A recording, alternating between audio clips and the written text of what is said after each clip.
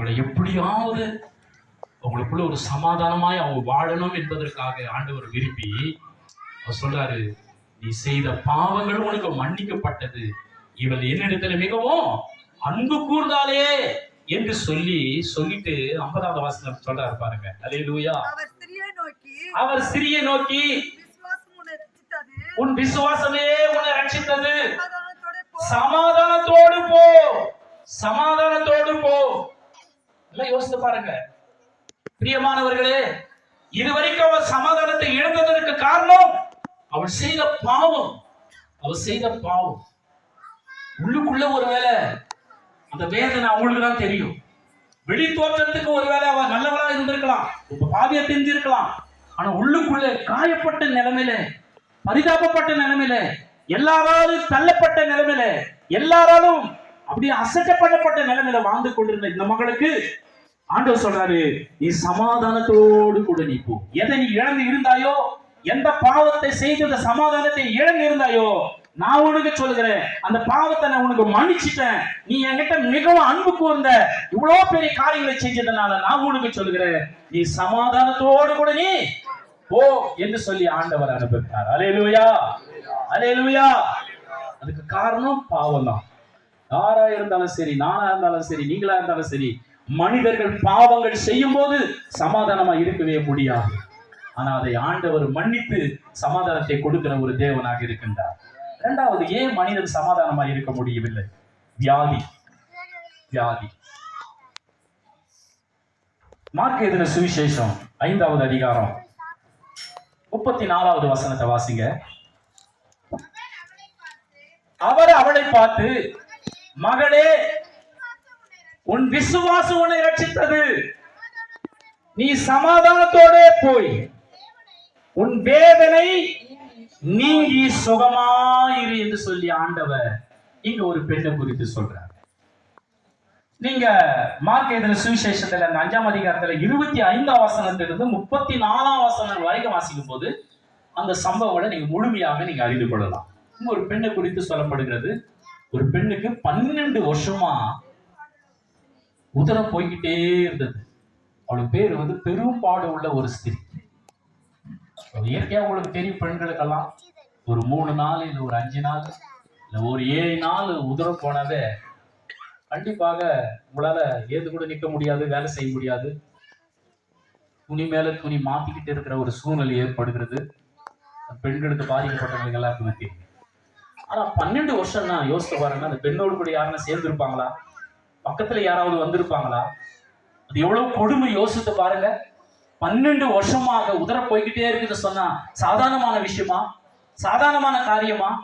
எவ்வளவு பாடுகளை அனுபவிச்சிருப்பா யோசித்து பாருங்க. எவ்வளவு வேதனைகளை அனுபவிச்சிருப்பா யோசித்து பாருங்க. வெளிமக்களோடு கூட போய் அவங்களால ஜாலியா இருக்க முடியாது. இந்த பெண்ணுக்கு இந்த மாதிரி ஒரு பிரச்சனை இருக்குதுன்னு சொன்னா பக்கத்துல கூட ஒருத்தர் உட்கார மாட்டான், பெண்களே உட்கார மாட்டாங்க. பாத்தீங்களா, ஏதாவது ஒண்ணு சொல்லுவாங்க, என்ன பாவம் செய்தாலே இவா அப்படின்னெல்லாம் சுட்டி காண்பிப்பாங்க, சொல்லுவாங்க. அப்படிப்பட்ட சூழ்நிலை 12 வருஷமாக சொல்ல முடியாத ஒரு வேதனையை அவளை அனுபவிச்சா. தனக்கு இருந்த சொத்தெல்லாம் கொண்டு போய் வைத்தியர்கிட்ட கொடுத்து சுகம் அடையல, சற்றாயெல்லாம் சுகம் கிடைக்கல. ஆனா ஒரு நாள் இயேசுவை குறித்து அவள் கேள்விப்படுகிறார். அவர் அற்புதங்களை செய்கிறதான தேவன். இந்த பூமியில் அநேக அற்புதங்களை செய்தார். அவர் செய்த அதிசயங்கள் 1 2 அல்ல, ஏராளமான அற்புதங்களை செய்தார். கடல் மேல நடந்திருக்கிறார், குஷ்டரோகிகளை சுத்தப்படுத்தி இருக்கிறார், நடக்க முடியாத முடவனை எழுப்பும்படியே செய்திருக்கிறார், பிசாசுகளை துரத்தி இருக்கிறார், கடல் மேல நடந்திருக்கிறார். அநேகமான அற்புதங்களை அடையாளங்களை இயேசு கிறிஸ்து செய்திருக்கிறார். சூம்பின கை உடையவர்களை ஆண்டவர் குணமாக்கி இருக்கிறார். இப்படிப்பட்ட அற்புதமான அடையாளங்களை செய்த இந்த மகள் இயேசுவை பார்க்கவில்லை, ஆனா கேள்விப்படுகிறார். நான் எழுந்து போவேன், வேதனைப்பட்டு பிரயோஜனம் இல்லை, என் சொத்தெல்லாம் இழந்து நான் பிரயோஜனம் இல்லை, எவ்வளவு செலவு பண்ணி பிரயோஜனம் இல்லை, எனக்கு உயிர் மட்டும் தான் இருக்கிறது, எனக்கு சுகமே ஆகவில்லை என்று சொல்லி அவள் எழுந்து போகிறார். பிரியமான கர்த்தருடைய பிள்ளைகளை, நான் போய் அவர் வஸ்திரத்தையாவது நான் தொட்டா நான் சுகமாயிடுவேன் என்று சொல்லி அவள் எழுந்து போகிறார். ஒருவேளை இந்த காலத்துல யாராவது நடிகர்களோ அரசியல்வாதிகள் பெரிய ஆளு வந்தா இன்னைக்கு ஏராளமான கூட்டம் போறாங்க. 2000 ஆண்டுகளுக்கு முன்பதாக அன்றைக்கு இயேசு வந்த போது அவருக்கு பின்னால சிலான கூட்டங்கள் போனாங்க, ஜனங்களாய் கடந்து போனாங்க, அற்புதம் அடையாளங்களை தேடி போனாங்க, அதிசயங்களை தேடி போனாங்க. அவரை பார்த்தவங்க சுகம் அடைஞ்சாங்க. அவர் யாரெல்லாம் தொட்டாங்களோ சுகம் அடைஞ்சாங்க. யாரெல்லாம் அவர் எழுத்துக்குன்னு சொன்னாரோ, விசுவாசங்களை ரட்சித்ததுன்னு சொன்னாரோ, மாற்றங்கள் அடைந்தாங்க. இதெல்லாம் அவர் கேள்விப்பட்டிருந்தார். நான் போவேன், என் ஆண்டவருடைய வஸ்திரத்தை மாத்த நான் தொட்ட போது நான் சுகமாயிடும் என்ற ஒரு விசுவாசம் அவருக்குள்ள வர ஆரம்பிச்சது. போய் ஜனக்கூட்டத்துல எல்லாரையும் தள்ளிக்கிட்டு போய் இயேசு இருக்கிற இடத்துல நெருங்கி வந்து அவர் ஆடையை தொடுகிறார், குடிக்கிறார். பாருங்க, பைபிள் சொல்லுது, வசந்தை படிச்சு பாத்தீங்கன்னா, தொட்ட உடனே, லேட்டா இல்ல, இன்ஜெக்ஷன் போட்டா கூட ஒரு 1/4 மணி நேரம் இருக்கணும், இன்ஜெக்ஷன் போட்டா கூட ஒரு 1/2 மணி நேரம் சுகம் கிடைக்கிறதுக்கு காத்திருக்கணும். அது எப்படி இல்ல, அந்த வஸ்திரத்தை தொட்ட உடனே அவருக்குள்ள இருந்த ஒரு தெய்வீகமான வல்லமை, ஒரு சுகமாக்குற வல்லமை அவருடைய சரீரத்திலே ஊன்று பாய்ந்து உடனே அந்த உதரத்தின் ஊரம் நின்று போகும்படியாய் கர்த்தர் வந்து அற்புதத்தை செய்தார். அல்லேலூயா, அல்லேலூயா, அல்லேலூயா, அல்லேலூயா. ஆண்டவர் கேட்கிறாரு, என்னை தொட்டது யாரு? சீஷருக்கு சொல்றாங்க, 12 பேர் இருக்கிறாங்க ஏசாமியோட சீஷர்கள். என்ன ஆண்டவரே, இவ்வளவு பெரிய கூட்டத்துல ஒருத்தன் கை போடும், காலு போடும், இங்க போய் என்னை யாரு தொட்டதுன்னு கேட்கறீங்களே? இல்ல, என்னை யாரோ தொட்டாங்க, என்கிட்ட ஒரு வல்லமை புறப்பட்டு போயிருக்குது அப்படின்னு சொல்லி கேட்கிறார். அப்போ அந்த ஸ்திரீ பயந்து நடுங்கி வந்து முன்னால உண்மை சொல்றார், ஆண்டவரே, தொட்டது நான் தான்.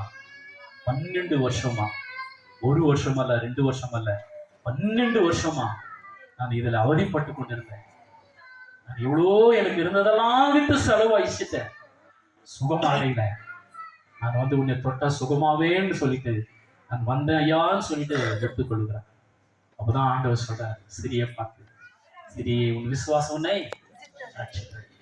12 வருஷமா சமாதானம் இல்லாத வாழ்ந்தில்ல, இந்த வேதனையில பயங்கரமா வாழ்ந்தில்ல. நீ 12 வருஷமா யாரோடும் சேரவில்லை, யாரோடும் போக முடியல, ஒரு பயங்கரமான நிர்பந்தமான நிலைமையில நீ பாதிக்கப்பட்ட சூழ்நிலையில நீ வாங்கியே.